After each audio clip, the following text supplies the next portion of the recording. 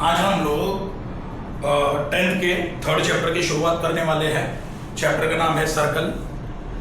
Circle chapter करने से पहले सर्कल से रिलेटेड जितने भी थ्योरम्स है वो तुम्हें आना बहुत ही ज़्यादा ज़रूरी है। अगर तुम लोगों को वो थ्योरम्स ठीक से नहीं आएंगे तो तुम लोगों को सम सॉल्व करना डिफिकल्ट जाएगा। मैक्सिमम बच्चों को ये चैप्टर बहुत ज़्यादा डिफिकल्ट जाता है, लेकिन अगर थ्योरम्स अच्छे से समझ में आ जाए तो सर्कल सॉल्व करना आसान भी है। तो पहला एक्सरसाइज शुरू करने से पहले उससे रिलेटेड जो भी बेसिक है वो आज हम लोग करने वाले हैं। पहला बेसिक है टेंजेंट थ्योरम। सर्कल चैप्टर के ऑलमोस्ट 17 से 18 कंसेप्ट है थ्योरम्स के एंड प्रॉपर्टीज मिला के टोटल। जब भी सर्कल चैप्टर में सेगमेंट वर्ड आएगा, जब भी सर्कल चैप्टर में सेगमेंट वर्ड आएगा तो हमेशा याद रखना पॉइंट सर्कल के बाहर होगा। सेगमेंट वर्ड जब भी आएगा तो पॉइंट सर्कल के बाहर होगा, ये हमेशा याद रखना। अब इस थ्योरम में, टेंजेंट थ्योरम में, पॉइंट सर्कल के बाहर नहीं होगा। क्यों? बिकॉज इसमें सेगमेंट वर्ड नहीं है। हमेशा याद रखना जब भी वर्ड सेगमेंट आएगा तो तुम्हारा पॉइंट सर्कल के बाहर होगा। ठीक है? तो टेंजेंट थ्योरम क्या बोलता है? देखो, ये एक सर्कल है जिसका सेंटर O है और ये जो लाइन L है वो सर्कल को टेंजेंट है। टेंजेंट क्या होता है? जो लाइन सर्कल को टच करके जाता है वो होता है टेंजेंट। जैसे ये एक सर्कल है, मैंने एक लाइन बनाया जो सर्कल को टच करके जा रहा है, तो ये बना टेंजेंट, ये बना टेंजेंट। ठीक है? तो टेंजेंट थ्योरम अप्लाई कब करना है? बहुत सारे बच्चों को तो सबसे बड़ा प्रॉब्लम यही होता है, थ्योरम तो समझ में आता है लेकिन अप्लाई कैसे करना है, कब करना है, वो कंडीशंस उन्हें पता नहीं होते। तो सिंपली टेंजेंट थ्योरम अप्लाई कब करना है पहले मैं ये तुम्हें बताऊंगा। समझो, एक सर्कल है, सर्कल का रेडियस OA है, ये रेडियस और ये टेंजेंट। रेडियस OA और टेंजेंट L, ये दोनों भी एक दूसरे को सर्कल पे मिल रहे हैं। ये दोनों भी एक दूसरे को कहां पे मिल रहा है? सर्कल पे मिल रहा है। जब भी ऐसा कंडीशन आएगा तो तुम लोग टेंजेंट थ्योरम अप्लाई कर सकते हो। टेंजेंट थ्योरम कब अप्लाई करना है ये समझ में आ गया? वापस एक बार बताता हूं। एक सर्कल है जिसका सेंटर O है, इस सर्कल का रेडियस OA और टेंजेंट N।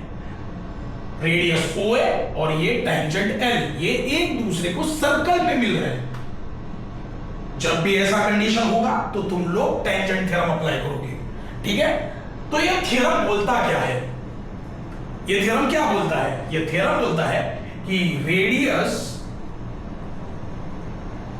OA ये परपेंडिकुलर होगा टेंजेंट L को।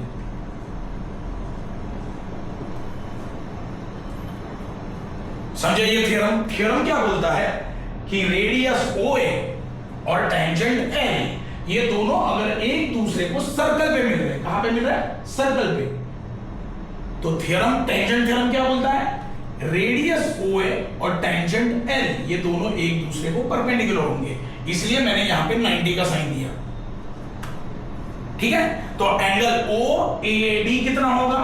एंगल OAD होगा 90 डिग्री। ठीक है? समझ में आया है? तो यह है तुम्हारा टेंजेंट थ्योरम। सबसे इंपॉर्टेंट थ्योरम है, ये पहले एक्सरसाइज में यूज होने वाला है। मैं इसका कन्वर्स भी अवेलेबल है लेकिन कन्वर्स इतना यूज नहीं हो रहा है, इसके लिए मैं नेक्स्ट थ्योरम तुम्हारा ले रहा हूं, टेंजेंट सेगमेंट थ्योरम।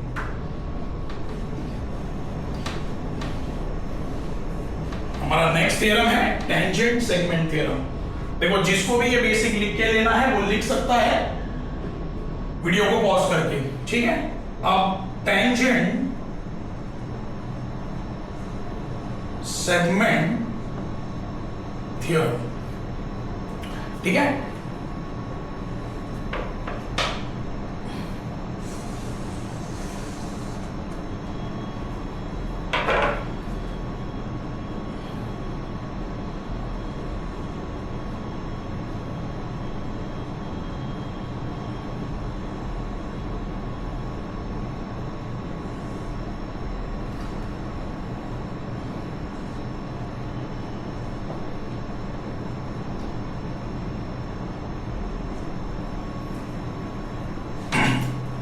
अभी तुम लोगों को थोड़ी देर पहले बताया, जब भी थ्योरम के नाम में सेगमेंट वर्ड आएगा, सेगमेंट बहुत इंपॉर्टेंट वर्ड है, जब भी सेगमेंट वर्ड आएगा तो तुम्हारा पॉइंट सर्कल के बाहर होगा, पॉइंट सर्कल के बाहर होगा।